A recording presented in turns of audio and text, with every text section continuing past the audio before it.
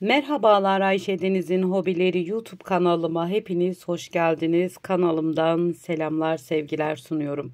Evet, yine bir örgü modeli çalışması ile sizlerle birlikteyiz. Bu videomda sizlere tığ işi çalışacağız arkadaşlar. Tığ işi örgülerinize çok yakışacak güzel 4 sıradan oluşan bir model anlatmaya çalışacağım. Kalın, ince, her türlü ipte hoş duran bir model. Hemen şöyle ipimi göstereyim. Bu şekilde bir ip kullanacağım. Kalın bir ip arkadaşlar. Şöyle bebe yünü, sizler dilediğiniz marka ip kullanabilirsiniz. Tığ numaram ise 3 milimlik tığ kullanacağım. İplerinizin önerdiği tığ numaralarını seçebilirsiniz. Evet, buyurun Bismillahirrahmanirrahim diyelim ve modelimizin anlatımına geçelim. Evet, tığıma ipimi sabitliyorum. Burada 1, 2, 3, 4, 5, 6, 7, 8. Yani 8 ve 8'in katları ilmek sayılarından oluşuyor arkadaşlar modelimiz. Yani artı 7 ilmek de ekliyoruz kenar bantları için. Evet, şöyle ben zincirlerimi çekeyim. Sizlere model gösterecek kadar zincirlerimi çekiyorum. Sizler de yapacağınız örgünün enine göre zincirlerinizi çekin. Evet, burada başlıyorum. İlk sıramı yarım trabzan olarak her bir zincirimin içine yarım trabzan olarak örüyorum.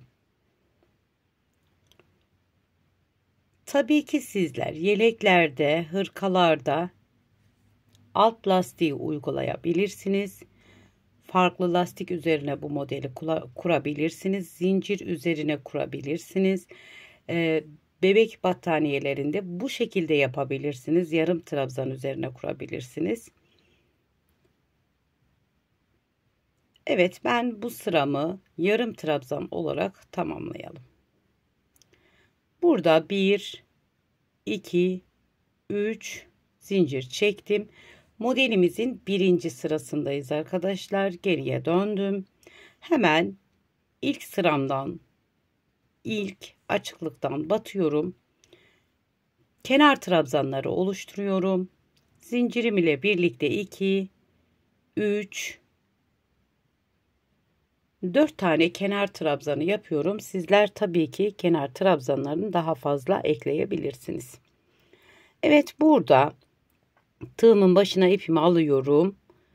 3 tane trabzan sayıp 4. trabzanımın içine ikili bir trabzan. Tekrar aynı yuvanın içine trabzan 2, 3, 4 ve 5 tane ikili trabzan yaptım. Tekrar tığımın başına ipimi aldım. 1, 2, 3, 4. trabzanımın içine tekrardan 5 tane ikili trabzan yapıyorum. 2, 3, 4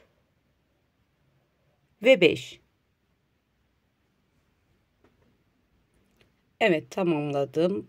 Yine 1, 2, 3, 4. trabzanımın içine yine 1, 2, 3, 4 ve 5 tane ikili trabzan daha yaptım. Birinci sıramızı bu şekilde tamamlamış bulunuyoruz.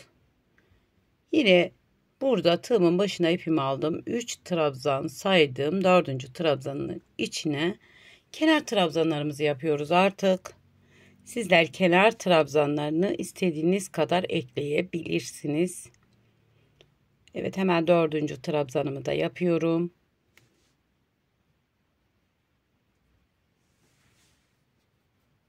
Evet. Şimdi ise bir tane zincir çekip ikinci sıramıza geçiyoruz. İkinci sıramız sık iğne arkadaşlar. Burada yapmış olduğum trabzanların tepesine 4 tane sırayla sık iğne yapıyorum.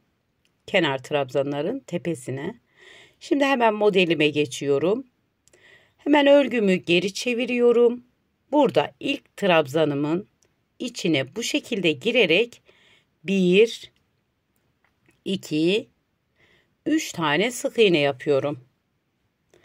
Tekrar burada hemen bir diğer kısma 1, 2, 3 atlıyorum. 4.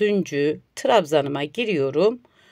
Yine buraya 3 tane 1, 2, 3 tane sık iğne yapıyorum. Geriye çevirdim modelimi.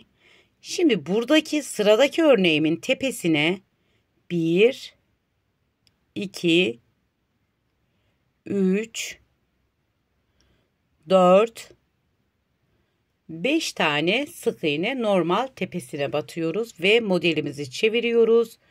Yine trabzanın içine 3 tane sık iğne. Diğer kanada geçiyorum. Yine 3 tane sık iğne. 1, 2, 3.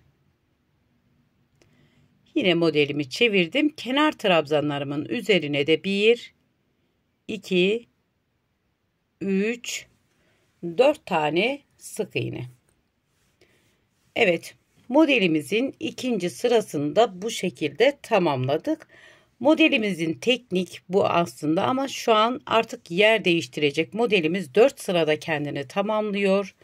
Burada tekrar 3. sırada 3 tane zincir çekip geriye döndüm. Kenar trabzanlarımı yapıyorum. Zincirim ile birlikte 4 tane kenar trabzanımı yapıyorum.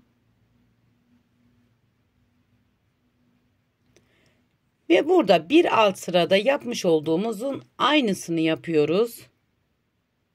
Tığımın başına ipimi alıyorum. Hemen burada bir tane trabzan atlayıp ikinci trabzanımıza batıyoruz. Tam ortalıyoruz arkadaşlar. Burada 5 tane trabzan yapıyoruz aynı yuvanın içine. Evet. 4. ve 5. trabzanımı yapıyorum. Tekrar şimdi tığımın başına ipimi alıyorum. Arada hiç zincir çekmiyoruz. Burada da yine ortalıyoruz. Tam ortasına ikinci örneğimizin 5 tane ikili trabzan yapıyoruz aynı yuvanın içine.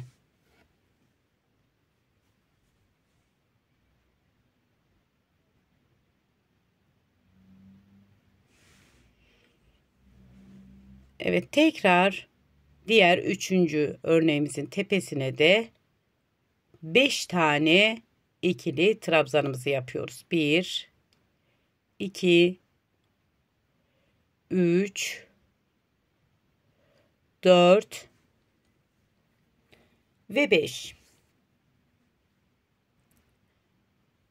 Tekrar burada kenar trabzanlarımı yapıyorum. 4 tane. 1, 2, 3, 4. Hemen şöyle göstereyim. Tabii ki modelimiz ilerledikçe kendini gösterecek. Bu şekilde arkadaşlar şimdi yer değiştiriyoruz. Yapmış olduğumuz sık iğneleri bir tane zincir çektim. 4 tane sık iğne yapıyorum kenar kısma. 3, 4. Şimdi tekrar modelimin üzerine 1, 2, 3, 4, 5 tane sık iğne. Tekrar modelimi çeviriyorum.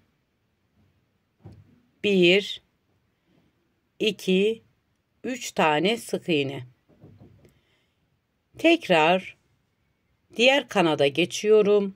1, 2, 3 tane sık iğne. Tekrar 5 tane sık iğne modelimin tepesine.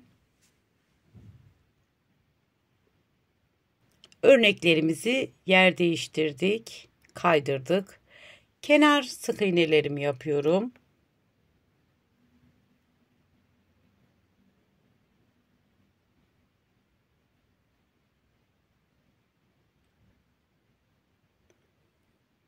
Evet, hemen şöyle göstereyim. Modelimizi bir kez kurmuş olduk arkadaşlar. Modelimiz ilerledikçe kendini gösteriyor. Bir alt sırada artık ne yaptıysak aynısını. Yeni başlayanlar için hemen ikinci modelim birinci sırasını göstereyim. İlk sırada ne yaptıysak aynısını yapıyoruz ama model üzerine yapıyoruz. Burada kenar trabzanlarımızı yapıyoruz. Arada hiç zincir çekmeden burada 2 tane atlayıp 3. sık iğnenin tepesine 5 tane ikili trabzan. Burayı hızlı geçiyorum tekrarı olduğu için.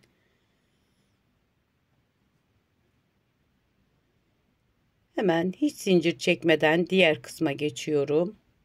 Buraya da 5 tane trabzan. 1 2 3 4 ve 5. Hemen diğer örneğime geçiyorum. 5 tane de buraya yapıyoruz.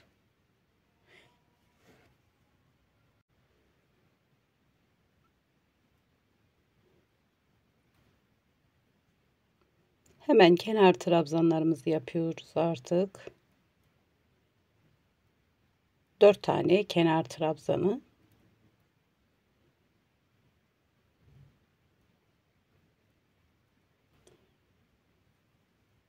Evet. Şimdi artık bir alt sırada yapmış olduğumuz sık iğne sırasını buraya yapıyoruz. Bu şekilde tekrar bu şekilde yer değiştirerek tamamlıyoruz. Tabii ki modelimiz ilerledikçe kendini gösteriyor arkadaşlar.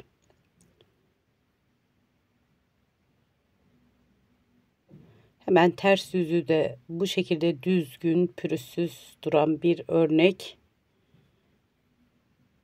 Modelimiz bir o kadar da kolay. Evet, ben biraz daha büyük bir parça üzerinde. Evet, hemen göstereyim. Evet, modelimiz ilerlemiş hali bu şekilde arkadaşlar.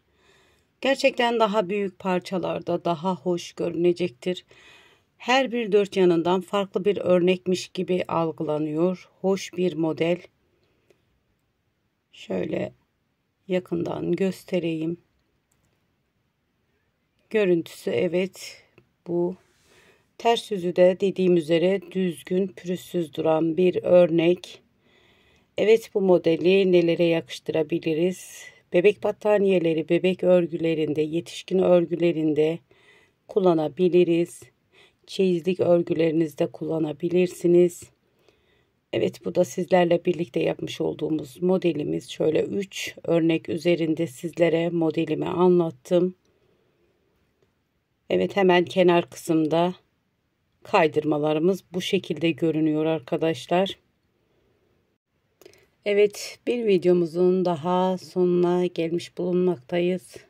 Bu aşamaya kadar beni izlediyseniz bir beğeni, bir yorum yapmayı lütfen unutmayın. Bir sonraki videomuzda görüşmek dileğiyle. Allah'a emanet olun. Hoşça kalın.